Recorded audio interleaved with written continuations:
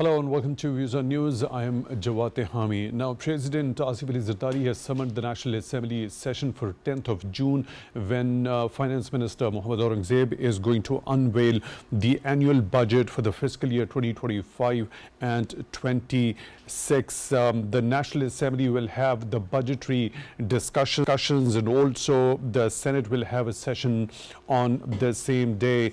We've also seen Prime Minister Shehbaz Sharif saying that the talks with the International Monetary Fund over the forthcoming federal budget had been successful, paving the way for a new phase of economic growth. Finance Minister Mohammad Aurangzeb regarding the budget has said that there would be bold measures to steer the national economy in a strategic direction. He has also promised to shift the tax burden away from the salaried class and the documented sector to others through digitization.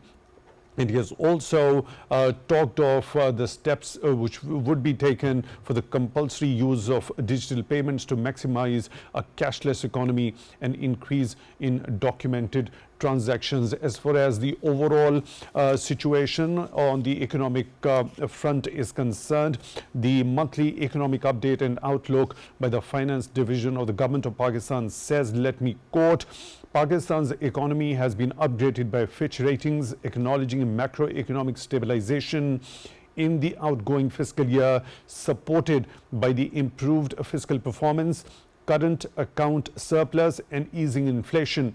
Revenue growth outpaced expenditure, reducing the fiscal deficit and further strengthening the primary surplus.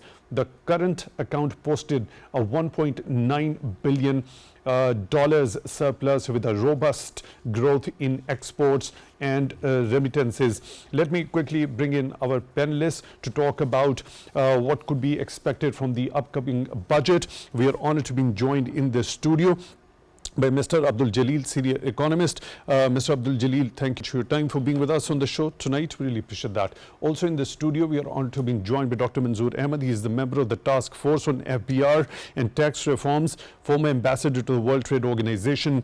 Dr. Ahmad, thank you very much for your time, also for being with us on the show tonight. Really appreciate that. On the video link, we are honored to be joined by Mr. Faheem Sardar.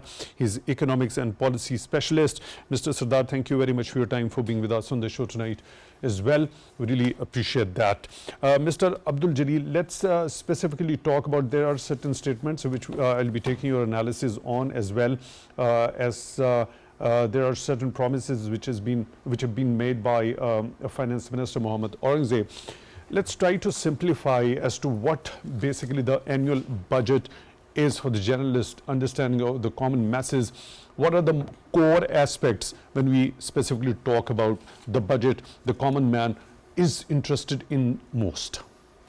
You know, the budget, if you say the definition of a budget, the very definition of a budget is that it has to be a very sharp and efficient instrument for expending the resources generated through the tax and the non-tax receipts. So this is the when we say the sharp instrument of our efficient use of resources as an expenditure mechanism, it means that those resources which are allocated must ensure that, number one, the social and economic equity in the society is reduced. So the distribution of the wealth has to be ensured that the economic and the social burden is placed upon on that segment of the society which has got the capacity to pay or which is earning a surplus income as well. So far, this economic and the social burden with which middle and the lower class is afflicted with is to be relieved of through certain measure, which includes, number one, relief measures. I mean, middle and the lower middle class should be provided adequate relief in this respect. That's very important, because no society can exist without a strong middle class. It is the society which contributes immensely towards the economic development of the society. They provide skills, they provide higher values of the value of the creative value to society as well through their high professional qualifications. Right. Number one. And number two is that the expenditure mechanism has to ensure that the government expense, which is mostly being incurred on non-productive sector, has to be curtailed. That's number three. Number three is that sometime the budget normally it commits its resources on the projections which are not accurate. You know, this is with respect to our social sector, especially health, education, social welfare development, and etc. etc. That's an area in which we have seen that our accounting system, our financial statement system is not adequately fulfilling the requirement of a financial governance. So that is something which they have to be, that has to be, that is an area in which the government, those people who commit resources for development of a social sector, has to make sure that the resources are allocated after right kind of diagnosis made, you know, by avoiding the overlapping allocation of the funds. And the funds should be only allocated to those activities which are really productive, which brings about a maximizing output and outcome for the society. Number two. So in this respect, the social sector is very, then the infrastructure development. The government of Pakistan has, I think federal government has committed 1 trillion rupees for development project, and about 3.4 trillion rupees probably is being committed for the development project of the provinces. I mean, 3.4 trillion will be transferred to the provinces. Now, that is every year they commit a huge sums, but we must try to get the feedback whether the resources already committed on the development of the infrastructure, on the development of the project has paid back to society as well, to us or not. That's very important factor. So that the area which needs development, which needs real investment, should not be ignored. For example, I would say, in my view, education is very important. Education sector, I mean, you cannot bring any social revolution in a country without proper education. And education and economic development has been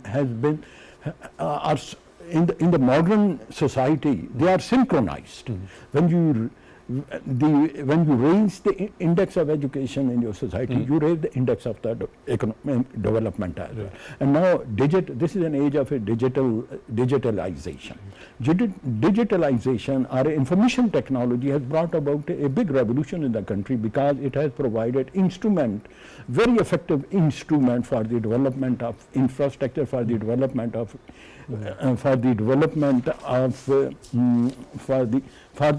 development of higher educational objective. So I personally believe that this digital divide which exists in the society should be removed by making greater investment on development, on induction of the artificial intelligence in our school, colleges, universities. So the school, college, university, these educational institution and center of excellence should be considered as a partner in the structure of the economic development of the society, and proper linkage. This is again, then the taxation structure, it needs. I'll come back to you for that particular point of view of yours regarding that. Dr. Manzoor, tax reforms. Now, Finance Minister has also promised to shift the tax burden away from the salaried and the documented sector. We've also been hearing a lot of efforts on that particular front have been made as far as this particular budget is concerned, as far as that very front of revenue collection. The tax happens to be the primary factor in that particular regard. Now, shifting that burden away from the salaried and documented sector, the salaried class in the documented sector, what are the further avenues where the government might be looking to get that revenue from? Well, could I say something slightly different? I mean, I think because I'm part of this exercise, but this budget is going to be very different. Budget is going very to different from routine budgets. Why it is so different is that for years, I think in the last at least 20 years, we have had a very closed economy. I mean, it was lots of import duties and taxes. And from this budget, I think the finance minister is going to announce a 5-year plan how we are going to open up our economy and bring it at par with other fast developing countries, you know, like who have done very well in the last year.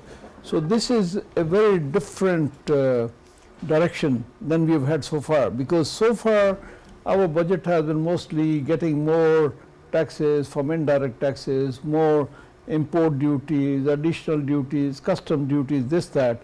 And for the first time, I think, in the last at least 20 years, they are saying we are changing the direction. We are going to reduce the tariffs. And maybe you like me, I can explain it right now, or maybe you want me, you can come back. So I give you the details of this. This is something very important. This happens once in, you know, blue moon. So this is happening this year. The reduction in the tariffs. Yes, yes. Right, I'll come back to you for that, your detail view regarding that. Mr. Faheem Sardar, now when we talk about the challenges, what challenges do you think the economy of the country is faced with currently, and keeping in view this particular budget that is going to be unveiled on 10th of June, how do you expect this budget could be addressing or could be related to those addressal of those challenges? I missed a part of your question. I thank you for having me. Can you hear me clearly? Yeah, we can hear you clearly. Please go ahead. I just want your understanding regarding as to let's start from here, from the very basics. If we try to simplify the major heads when we talk about the budget of a fiscal year, now this particular budget, as the finance minister says, that it's going to have some sort of bold measures to steer the national economy in a strategic direction. These bold measures, as Dr. Manzoor Ahmad is also of the view that this particular budget is going to be way different from the previous budget. So what are your expectations? Sure. The strategic direction of the budget, we have to bear in mind, is growth oriented. And we have to bear in mind that the previous 2-3 years have been a time period of trying to bring in stability, fiscal stability, as well as at the macro level and also micro level stability. Interest rates have gone down. We will come back to this. Our exports are stable. They're slightly higher than last year at 29 billion.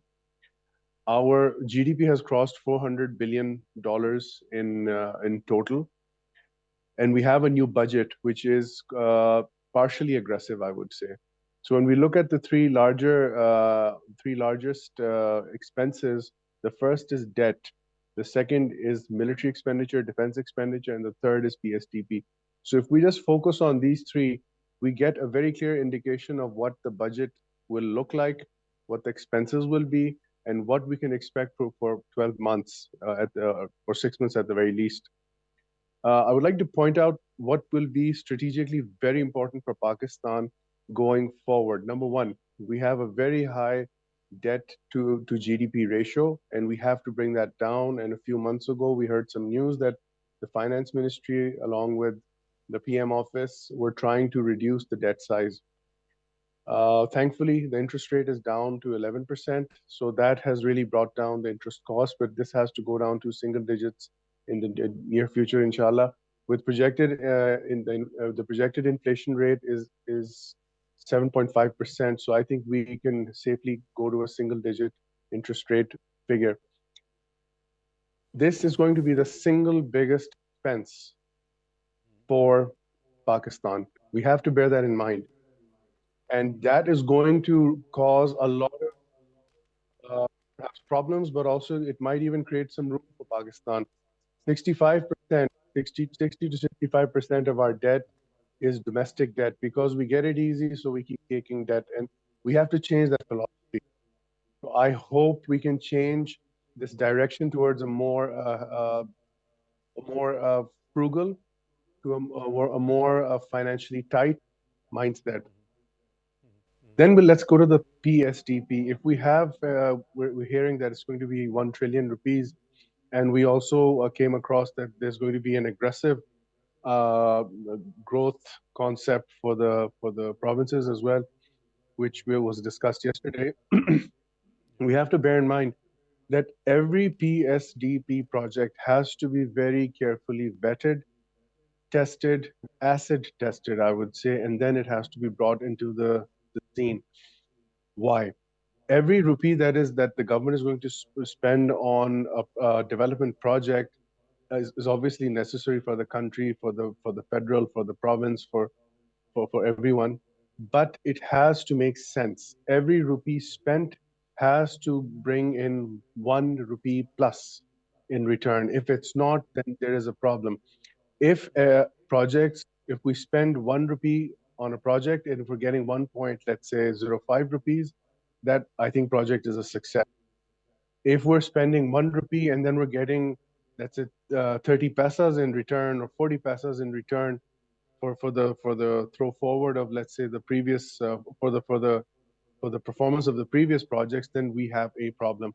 That means our money is burning out or, after going after bad projects. So we have to be very, very ruthless and very, very careful of how much we spend there.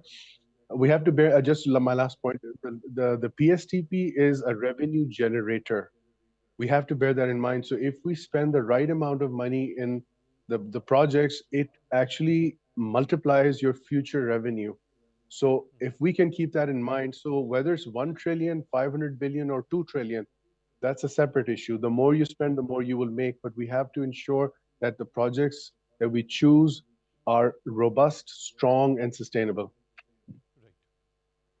Right, I'll come back to you, Mr. Faheem Sardar, regarding all of these points to be discussed very separately with you, especially when it comes to that matter of debt servicing.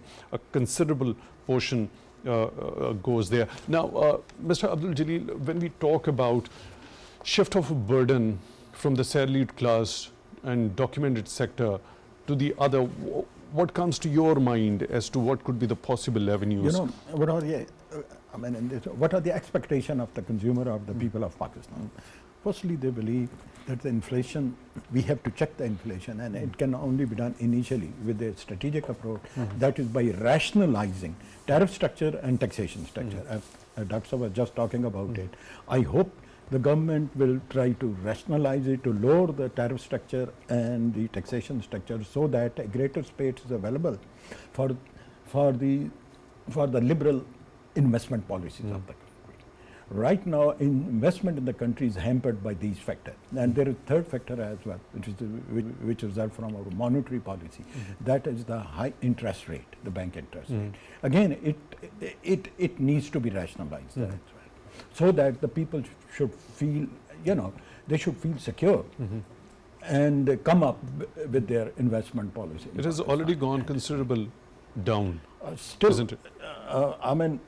What we have to see, we have to, on comparative basis, we have to see, on comparative basis that, how far we can further accommodate. Because, the world market, what we have to create a strategic link, strategic presence in the international market. In high-tech market, in commodity market, that's very important. We have to see our competitors. So this is one angle that should, I think, should give us a criteria for judging our policy. So Right. having that Most of our rationalization initiative as far are- as the taxation structure is concerned.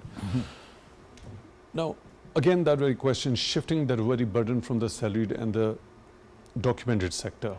What's your understanding regarding that, or what are the possible other avenues to look for to get the revenue generation from?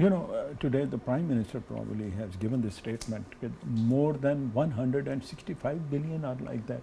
It forms the part of our informal sector of our economy. It is quite huge. Informal sector of economy is even bigger than that. I think Dr. Saab will be able to explain it as well in this way. This is a sector which has to be attended with proper incentive as well. We need to, the process of documentation is going on. Federal Board of Revenue have taken a lot of steps as well. And there are other organizations, both the public sector and the private sector organization, which are supporting in this campaign of the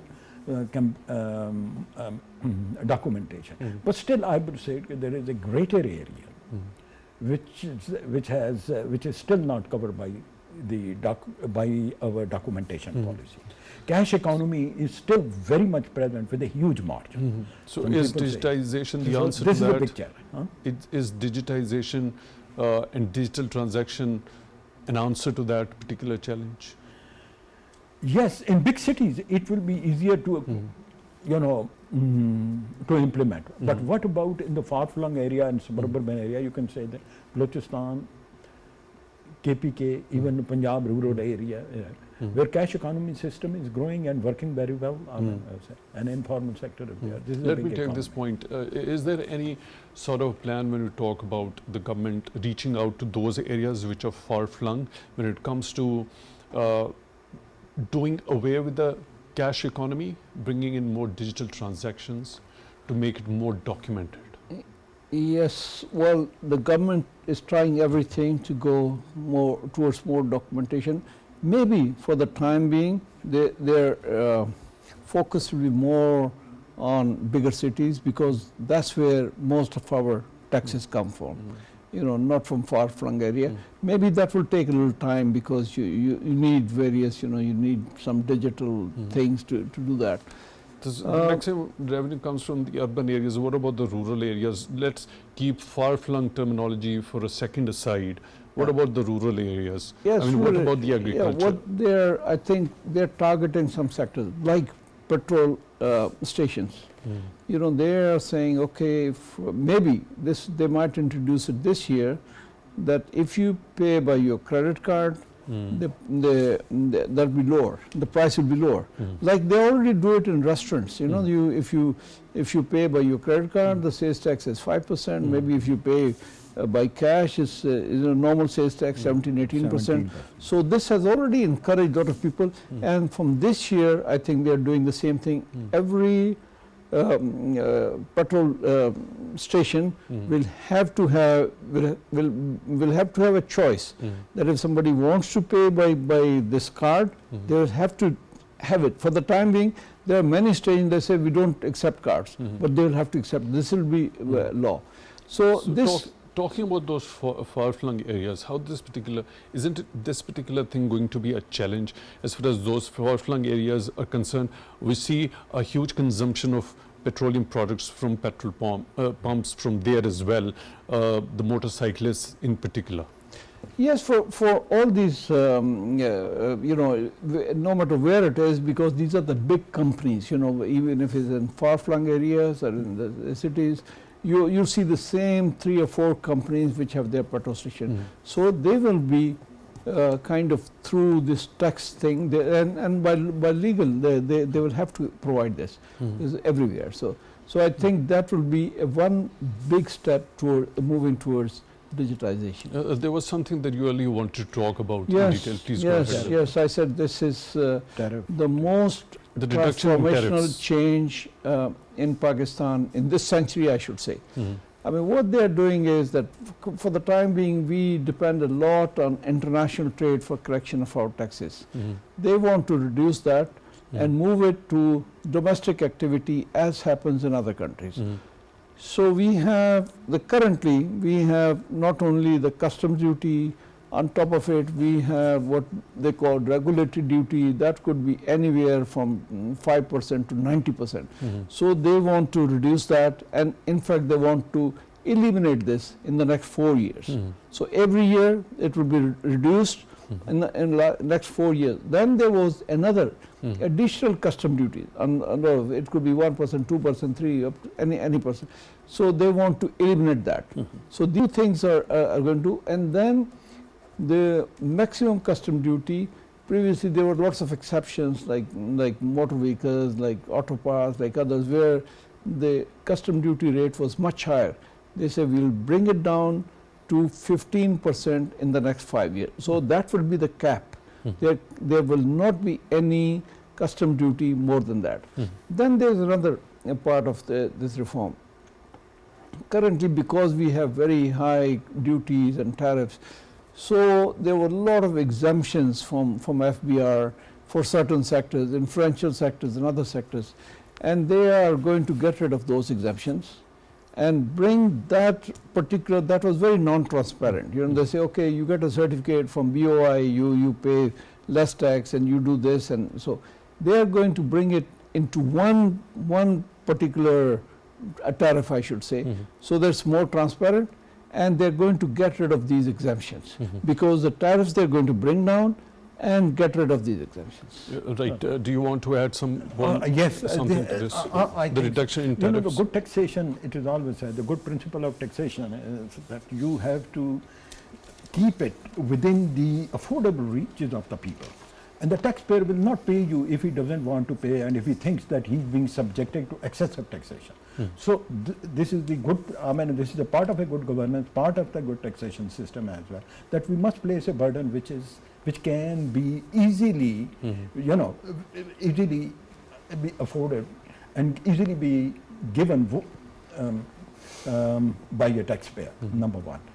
And secondly, this rationalization and lowering of the tariff and the taxation structure will help us in widening the area, you know, in widening the area of the taxpayer numbers. The taxpayer number will go up, you will see, because when the taxpayer will feel that it doesn't constitute a much burden upon it, and he can afford to pay taxes, along with that, he can also run his business very successfully. So he will not mind in paying it.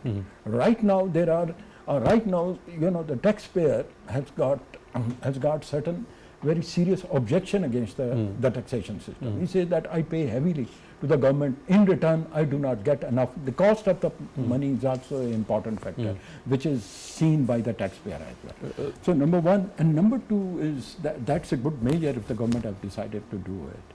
And I think the Indian Prime Minister Manmohan Singh, way back in early 90 when he became the Prime Minister, this is what he did. He opened up the economy upon the investors. And he has withdrawn the, what they normally say, license Raj. Right. You know, they have simplified the procedures. The legal mechanism was again simplified. Compliance became much easier for the people. And then along with that, I think one window operation will certainly contribute towards this. Right. Mr. Faheem, Sardar, now before heading to that very first important thing that you already discussed in your first take, curtailing the debt, especially changing the direction as far as the domestic debt, dealing with that is concerned, I want your understanding regarding as to what sort of an impact do you think it's going to have on the overall revenue generation, and in terms of tax collection, particularly transiting towards cashless economy, towards more of digital payments. Right. If I understand you correctly, you asked about the cashless economy. Is that correct? Yeah, please go ahead. What sort of an impact do you think it's going to have overall with more of the digital transactions and going towards a cashless economy? Sure. When we go towards a cashless economy, it's basically meant to be a facilitation for the consumers, for the producers, for the banks, for the systems, for the government, for the FPR. It's supposed to be a simpler solution for everyone. But we have to bear one thing in mind, that when we go towards a cashless society, we have to ensure this security of that aspect. But more than that, we have to understand where we're headed. This cashless aspect, the differential taxation, which I'd like to bring in, when you pay through cash or when you pay through, let's say, online payments, this is an indirect taxation. This is a different, we're going back towards the indirect side, indirect dimension. If that is what we want to do, that's perfectly fine. A cashless society is basically supposed to be helpful because it's difficult to carry cash here and there. However, we have to be very clear where we're headed. Right now, the government wants to increase the tax revenue. The government wants to have more accountability of retailers. The government wants to have a greater insight more data, and above all, the government wants more traceability of what's happening. So that is all something that is necessary for the economy. I just like to stress the strategic aspect of it. In which direction are we headed? If because this is going to give more strength to the indirect taxation realm, and I do believe it's a step in the right direction. I just think we need to uh, ensure that when it starts to grow, which it will, it's going to erupt because of the size. We just need to be able to handle its outcomes, and we need to predict them at this stage. Also, Dr. Manzoor Ahmed is giving us some details regarding as to the reduction in the tariffs, and this is going to be something different in this particular budget. There is going to be a specific cap to that. I want your understanding regarding that, Mr. Sardar. If I understood your question correctly, I'll just repeat it, that the new tariff regime that's coming into this world that Pakistan has to face. Yeah. Basically, look, I think we need to step back, and this is trade war. We need to call it what it is. This is a trade war. Dr. Manzoor Ahmed, No, no, that's right. But it's a 5-year approach, so maybe. Please go ahead. Okay. Basically, when we're going to go into a new tariff regime, we have to understand that it's going to be a cost for us and America. The American consumers are also going to face a certain cost. So, I mean, if I understood your question correctly, because we're going to have reciprocal tariffs on both sides. So basically, what we're going to have to do is to adjust to the new regime, and we have to immediately, and I will be unequivocal in my statement, we have to find new markets to sustain our exports. Right now, I do believe, despite the fact that there's a government, U.S. Court has given some kind of a stay in America that will be removed regarding the tariffs, but we have to bear in mind that the new regime is here to stay. And I think nobody's even doubting that aspect. We need to look for new markets, but we have to adjust to the new regime, and we have to negotiate good terms with. While adjusting to the new regime, how far-reaching impact the reduction in overall tariffs is going to have? It's going to And have are a they huge going to impact. lead into more of the domestic activity? Are they going to lead into more of domestic activity? If I understood you correctly, what impact it's going to have and what will happen to investors, did I understand correctly? Increasing the domestic activity because of the reduction of tariffs, and while you are of the view that we'll have to adjust to the new regime. I think just to summarize this point, we have entered a new realm, and we have to be very agile in our very quick, on our feet. We have to be able to understand where this new regime is going to go and where our products can be placed appropriately. We're in the process of bringing in new investors into Pakistan. So we have to sort of, understand where this is going to head. But I think good, strong predictions from our people sitting in the Commerce Ministry are going to be very helpful. But I am going to stick to my original point that we need to immediately go for non-traditional markets. We need to diversify our excessive focus on English-speaking markets, because if America has introduced tariffs, Europe is going to do the same thing, perhaps in the near future. So we need to try and diversify ourselves. But coming back to the original point, we need to be extremely agile, but that agility can only come when we are able to bring some scenarios into as to what might happen. And it is very clear that as far as America is concerned, there's going to be a very tough negotiation ahead, and it's not going to go away very easily. And we're going to have to negotiate very hard for good terms, and reciprocity, I think, will be key.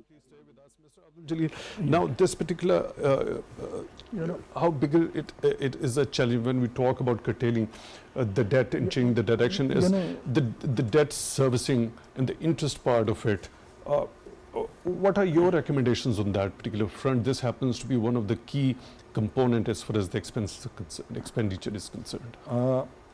First, I would just like to give you a reference about the reduction of the tariff structure. The good point about it, as what I've heard from the Dr. Sahab, that they have made a promise I mean, the state have entered into a contractual agreement with the citizen, with the investor, that if we give you a 5-year plan, you know, within 5 years, and 5 year, it is a concessional plan, gradually the tariff structure, the taxation structure will be reduced to provide them, you know, enough space for their investment. And security guarantee has been provided to the investor. And with the confidence, if they have a confidence in, I mean, this is one way to win the confidence, that on long-term basis, whatever the investment they will make, it will be quite secured, and the state will act you like a partner in pursuing, you know, your objective of the investment. Right. So this is a good one. This is actually our policy mostly have failed because we have developed and pursue our policy on ad hoc basis, year to year basis. But I think so that this would be a big departure from this our previous policy norms as well. That on 5-year basis, if the government have decided to pursue a policy, investment policy on 5-year basis, and within 5 years, gradually they will give incentive to this, incentive plus concession in matter of tariff, in matter of taxation, and this it will help us a lot in winning the confidence of the investor, who will certainly like to take the risk in the market. Right. Their risk has to be What covered. about debt service? No, How to go about that? Changing the direction when it comes to dealing with the debt burden. Debt servicing, again, I would say it's a big financial, huge financial liability. The wealth creation, then again, the basic question is our public sector sector business organization, the big high-tech sector, the big the manufacturing sector, whether they are generating enough wealth and they are paying enough, they are creating enough wealth, you know, and that which certainly means enough wealth means certainly that the greater taxation share would come out of it and the government will be able to pay back its liability. There is a still, I will say that there are gaps between the expectation of the investors and expectation of the government. Our investment right now in our wealth is not generation as it should be to offset or to settle our debt liability, which is increasing day by day as well. Number one. And number two is that our share in international market through exported goods is very through need to be further scaled up. You know, and that need requires a strategic approach. We have to develop linkages with the international market. Plus, we have to produce surplus in our society, a surplus in our country. Right now, for example, our agriculture sector will constitute 22-24% of the GDP, suffering very badly. If agriculture sector have got this agriculture sector have a lot of capacity to produce surplus, provided the government makes further input in it, technical input, financial input, give more concession to the small farmer or to the medium farmer, provide them a warehousing facility for the storage of their perishable goods, and etc. etc. These are the, I mean, what you will see. What you see right now is that there are certain disconnects within the policy. That's why we have failed to produce surplus in agriculture. I get your point. Unfortunately, we're short of time. Dr. Manzoor Ahmad, the creating an incentive structure as far as this taxation and tariff structure is concerned, as already recommended by Mr. Abdul. Okay, I mean 2 or 3 points because you're running short on time. First, I fully endorse what Jaleel said. You know, it's a 5-year program. It's not, we used to change every year. So this is a 5-year, this gives assurance to potential investors. And for years we didn't really have any much FDI except that Chinese investment coming under CPEC because our economy was so close. That's one thing. Second thing is that because we had such high tariffs, we had very high level of, I should say, smuggling. You know, it is estimated to be more than 6-7 billion. Not only smuggling, but our grey economy was almost 30 to 40% estimated that. So that will come down. And I think, you know, instead of just putting all the taxes on international trade, like other countries, we let things come in, let them process, and then generate activity. So our growth, which has been almost stagnant for the last many years, so the growth will pick up and we'll have more taxes on that.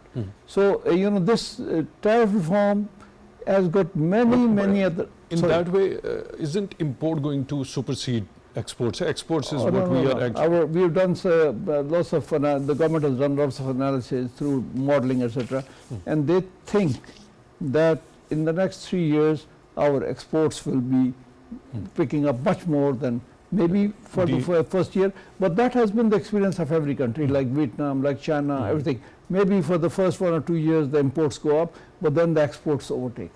Right. Dr. Manzoor Ahmad, member of the Task Force on FBR and Tax Reforms, also former ambassador to the World Trade Organization. Thank you very much for being with us on the show tonight. Really appreciate that. Mr. Abdul, Jaleel, senior economist, thank you very much for your time also for being with us on the show tonight. Really appreciate that. With that, we come to the end of today's episode. Till the next one, take good care of yourselves.